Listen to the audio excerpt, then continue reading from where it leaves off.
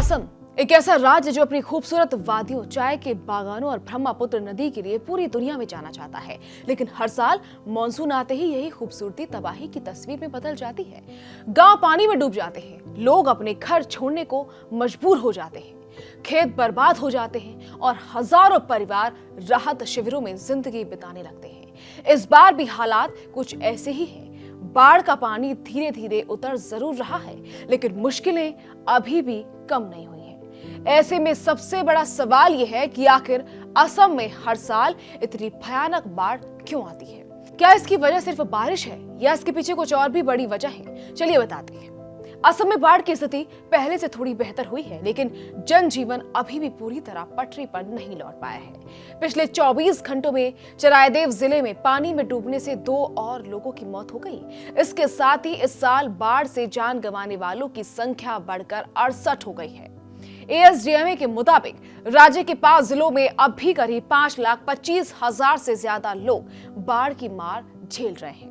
हालांकि शनिवार तक ये आंकड़ा करीब 6,55,000 था, यानी पानी जरूर कम हुआ है, लेकिन संकट अभी भी बहुत बड़ा है। सबसे ज्यादा असर ऊपरी असम के जिलों में देखने को मिल रहा है। चरायदेव सबसे ज्यादा प्रभावित जिला बना हुआ है, जहां करीब 1,90,000 लोग अभी भी बाढ़ से घिरे हैं। शिवसागर में 1.5 लाख से ज्यादा लोग मुश्किलों का सामना कर रहे हैं, जबकि जोरहाट में करीब 1,40,000 लोग बाढ़ की चपेट में हैं। गोलाघाट और नगांव में भी हजारों परिवारों की जिंदगी अभी नॉर्मल नहीं हो पाई है।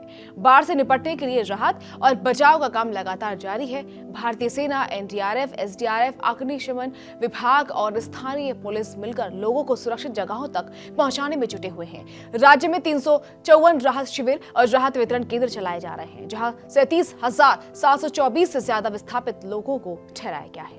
लेकिन मुश्किल सिर्फ लोगों के घरों तक सीमित नहीं है। इस बाढ़ ने असम की ग्रामीण अर्थव्यवस्था को भी बड़ा झटका दिया है।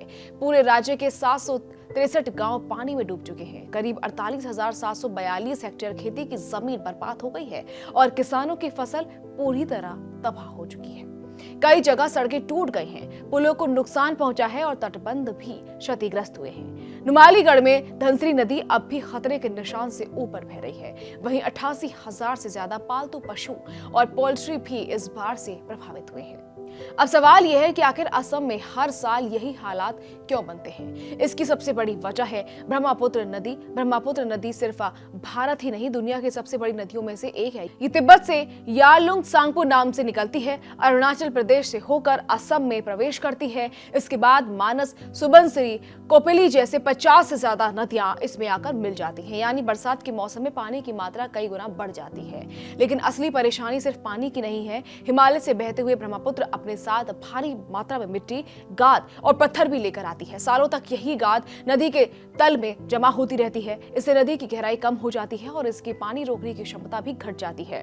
नतीजा ये होता है कि थोड़ी ज्यादा बारिश होते ही नदी उफान पर आ जाती है और आसपास के इलाके पानी में डूब जाते हैं। दूसरी बड़ी वजह है बदलता मौसम। जलवायु परिवर्तन का असर अब पूर्वोत्तर भारत में भी साफ नजर आ रहा है। पहले जहां बारिश कई दिनों में होती थी, अब कुछ घंटों में ही रिकॉर्ड बारिश हो जाती है।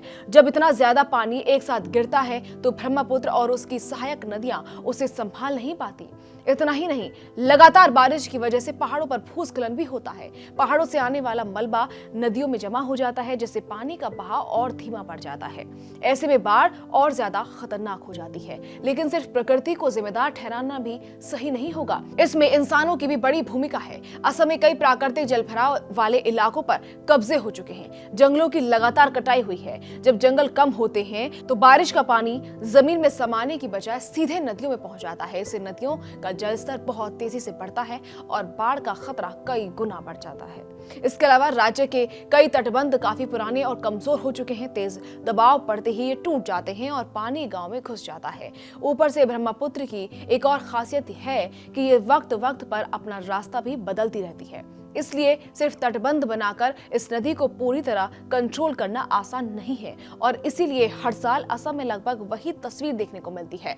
बारिश होती है, नदी उफान पर आती है, गांव डूबते हैं, लोग बेघर होते हैं, राहत अभियान चलता है और फिर अगले साल वही कहानी दोबारा दोहराई जाती है। यानी अगर इस समस्या का स्थायी समाधान निकालना है तो सिर्फ राहत सामग्री बांटने या लोगों को सुरक्षित जगह पहुंचाने से बात नहीं बनेगी। मजबूत तटबंध, नदियों की नियमित सफाई, जंगलों का संरक्षण, प्राकृतिक जलभराव वाले इलाकों को बचाना और जलवायु परिवर्तन से निपटने की लंबी योजना, इन सभी पर एक साथ काम करना होगा। तभी असम को हर साल आने वाली इस बाढ़ की तबाही से सच में राहत मिल पाएगी।